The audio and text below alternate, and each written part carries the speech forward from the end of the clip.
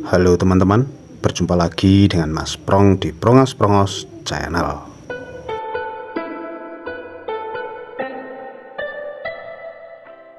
Pada kesempatan kali ini saya akan membahas permainan catur antara Bobby Fischer melawan James Bennett. Permainan ini terjadi di San Francisco pada tahun 1957.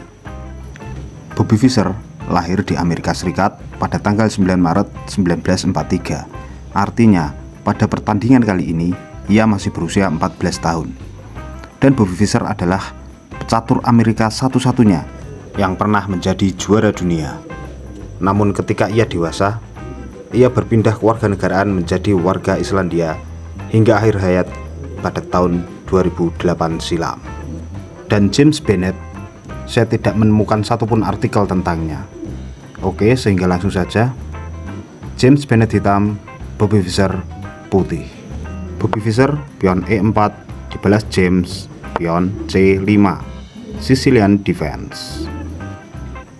Putih kuda ke F3 dibalas hitam kuda ke C6. Putih pion D4 menantang pertukaran dan penawaran diterima. Terjadi pertukaran pion di D4. Setelah kuda memukul pion, kuda hitam F6 mengancam pion putih E4. Kuda putih C3 melindungi pionnya, dibalas hitam pion D6 membuka jalan untuk gajah terangnya. Gajah gelap putih G5 menekan kuda, dibalas hitam pion G7. Persiapan fianchetto untuk rokade.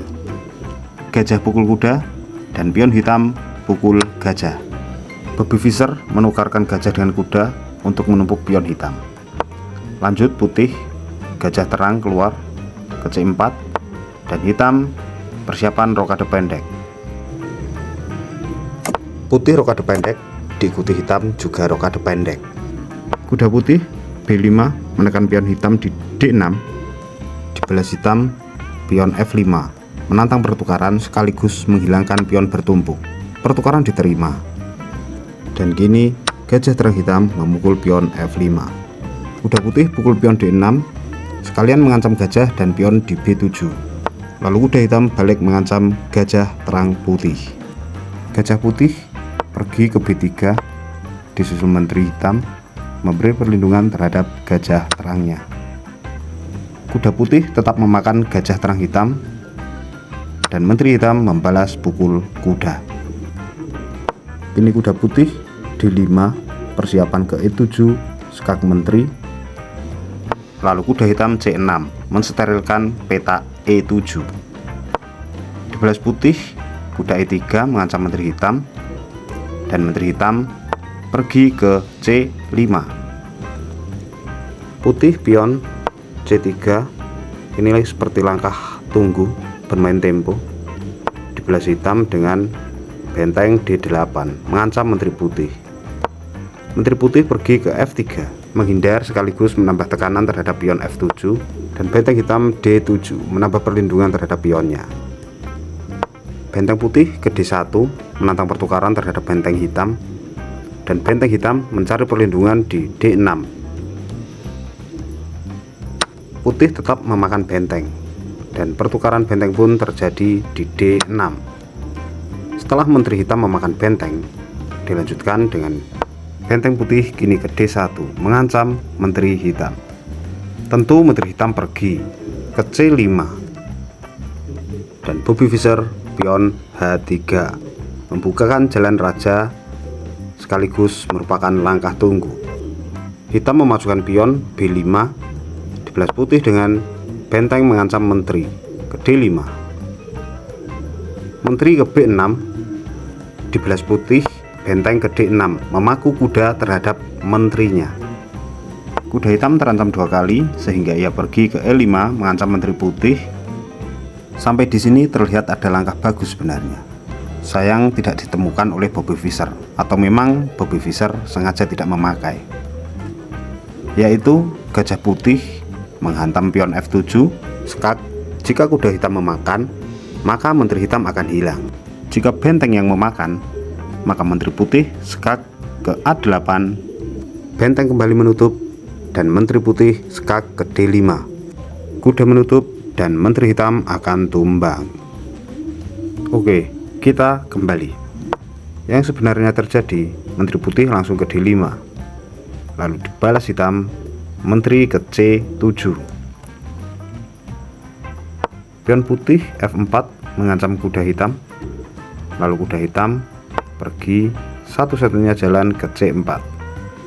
Tentu dimakan oleh kuda putih, dan pion hitam membalas memakannya. Setelah gajah putih memakan pion, terlihat Bobby Fischer menang 2 pion, dan ini akan sangat berarti untuk endgame nanti. Raja hitam geser selangkah untuk mengaktifkan pion F. Dibalas putih, gajah mundur selangkah ke B3. Ya, pion F hitam maju 2 langkah, lalu putih G3 memberi dukungan terhadap pion F4. Benteng ke E8, persiapan sekak ke E1, lalu putih mengajak pertukaran menteri. Hitam posisinya kalah 2 pion, sehingga ia menolak pertukaran menteri. Menteri pergi, lalu benteng putih D7, dibalas hitam sekak ke E1, dan raja putih menyelamatkan diri ke F2. Menteri hitam ke E8 melindungi benteng dan mengancam sekak mat di E2. Dan saatnya kini menteri putih kembali melindungi raja. Benteng hitam ke B1 mengancam pion B2, lalu benteng putih ke D1. Bobby Fischer sengaja menantang pertukaran ke D1. Mengapa malah tidak ke D2, melindungi pion sekaligus menutup rajanya dari sekak benteng nanti? Seakan-akan ini merupakan jebakan dari Bobby Fischer. Coba kita lihat aja. Ya, benteng hitam sekak, raja putih pergi ke G1, lalu hitam melangkahkan menteri ke C8 mengancam C3 pion. Nah, ini lagi, ia justru melangkahkan pion ke H4, tidak melindungi pion di C3. Padahal saat ini pion sungguh sangat berharga. Ada apa dengan Bobby Fischer? Coba kita lihat teman-teman. Tentu hitam memakan pion C3. Lalu ini merupakan langkah fantastis dari Bobby Fischer. Buat teman-teman yang ingin mencoba langkahnya seperti apa, bisa pause terlebih dahulu. Dan selamat kepada yang berhasil menebak. Benteng ke D8. Tentu menteri terancam lalu dimakan. Menteri putih C3 memakan gajah dan sekak. Satu-satunya langkah oleh hitam adalah menutup dengan menteri di F6. Dan sekak mat setelah menteri putih memakan menteri hitam. Kalkulasi yang begitu fantastis oleh bocah berumur 14 tahun, Bobby Fischer. Padahal di tahun segitu variasi langkah di dalam catur belum sebanyak sekarang. Dan dari variasi langkah catur yang sedikit itu sangat sulit untuk didapatkan, dipahami, dipelajari, dan diterapkan. Sehingga menurut saya ini adalah pure murni pemikiran dari seorang Bobby Fischer. Luar biasa.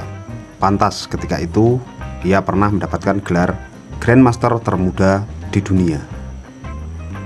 Oke, cukup di sini teman-teman video kali ini. Satu pesan yang dapat kita ambil, bahwa usia hanyalah angka, sedangkan pencapaian adalah kemauan. Dari Otto Maniani. Oke teman-teman, kurang lebihnya mohon maaf yang sebesar-besarnya. Mohon kritik, masukan, dan sarannya. Terima kasih sudah menonton, dan wassalamualaikum warahmatullahi wabarakatuh.